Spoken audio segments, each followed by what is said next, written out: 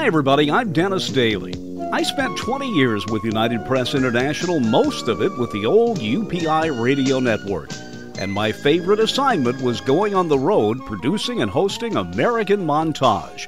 It was an hour-long weekly program. Now here's an edited version of one of those shows. And one of the nice things about having those old American Montage shows is going back into the library to hear the comments of people who are no longer with us. People such as Larry Harmon.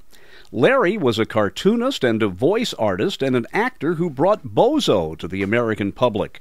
And then he befriended the late Stan Laurel. Eventually he would own the rights to Laurel and Hardy.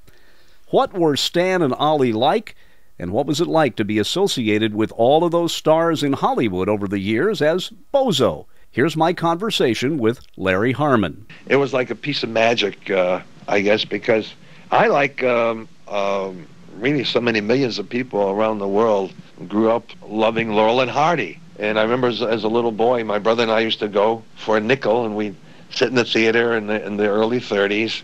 And we sit there all day, and my mother and father used to come to get us out of there because we probably watched it 3 or 4 times. That was the dream, though. I mean, watching Laurel and Hardy. I mean, there was magic times. First of all, movies were, too. And as a little boy, movies, remember, what was sound? Sound wasn't more than 4 or 5 years old by then. So there I was watching Laurel and Hardy. Now, skip over all those years, okay? They've always been number one to me. The two greatest comedians, comic team of all time. And and an unlikely team to have put together. And well, yeah, you want to backtrack for a minute about that one? Because then I'll tell you how the magic came for me. But I guess I have the good fortune of being one of maybe the last people around whose mind is totally absorbed one-on-one from Stan Laurel himself to that he gave to me all those years I worked with him. So now everything I know about Stan, his background, his life, his working life, his Oliver Hardy, the whole thing is the hundreds of hours, maybe 1,000 we spent together, were all registered in my mind now. So I can touch almost any subject at all regarding Laurel and Hardy. And this is very exciting because for those who know Laurel and Hardy and love them, oh, I didn't know that. Really? Oh! So Stan, first of all, didn't really like to be known as the actor, the comedian. He loved to write. Loved to write. And if he could have been known better than anything for anything, he always told me, he said, I'd rather be known as a writer than anything in this whole world. So, also directing. He loved to direct. But he liked to be known writer first. Writer first, and then I guess we don't call him comedian, actor, whatever. We're listening to some of the soundtrack of Babes in Toyland. Well, that's neither pig nor pork. It's Such an unlikely pairing, the blusterous, big Oliver Hardy from the American South and the very thin, very nebbish-esque Stan Laurel with that beautiful British accent. Before Stan Laurel's death, he wanted to turn the concept of Laurel and Hardy over to someone he could trust. And he finally sold the concept to Larry Harmon. You know him as Bozo the Clown. What an important part Charles Chaplin played in our story. There was a music hall show they did in England, and Charlie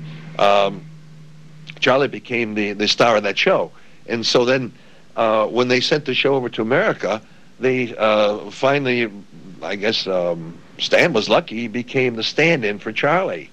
So here they're showing, and I have a picture, by the way, that Stan gave me of he and Charlie on the boat going past the Statue of Liberty.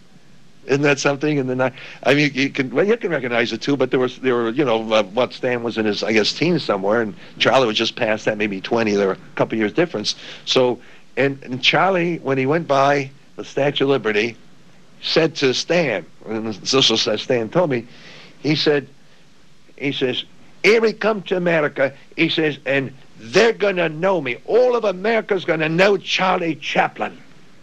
And Stan says, in his own head, yeah, but what about me? He was telling me, what about me? Well, you didn't say that to Charlie. But anyway, they came, and he was his stand-in. But for some reason, whatever, Charlie was found out about on Broadway when they were doing some shows in New York, and some of the people came to him and got him out to Hollywood. And I'm not going to go on to the Charlie Chaplin story, but anyway, that really got to Stan. Now, Stan took over Charlie's place in the musical as it went through America.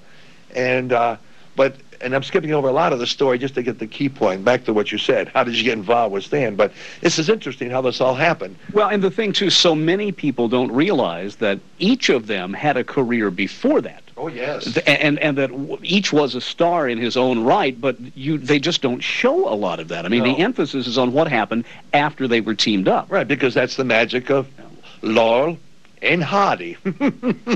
That's how that all happened. But to skip over the whole story, Charlie went to out to California, you know, the Keystone Cops and all the things that went on, and he got involved with all those people, and he became the great Charlie Chaplin, okay?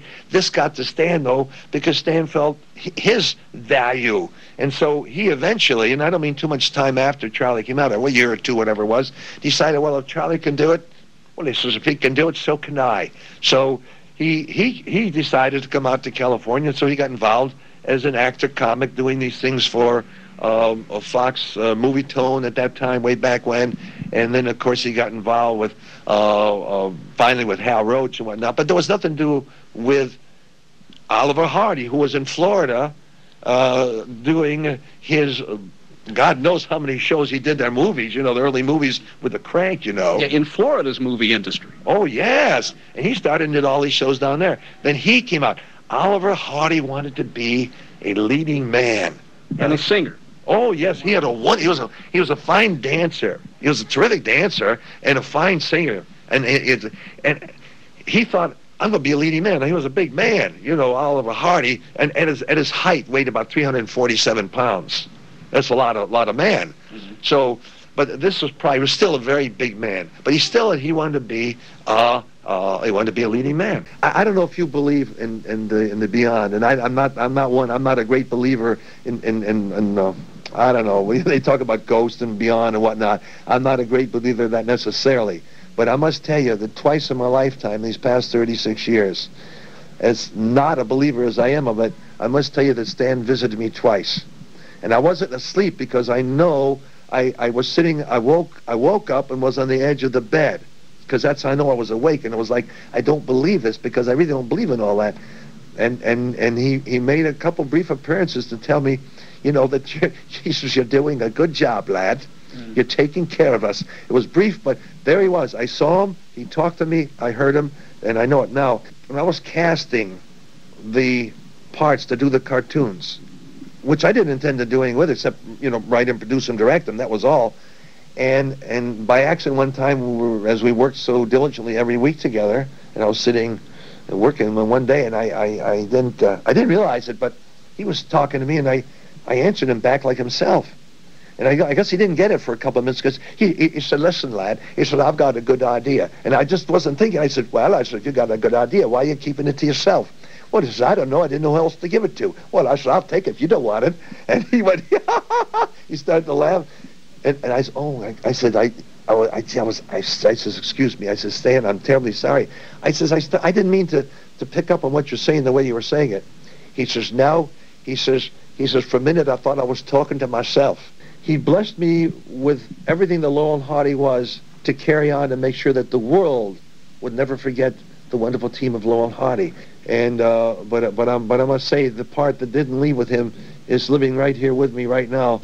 Larry, thanks. And thank you. And remember, it's nice to be important, but it's more important to be nice.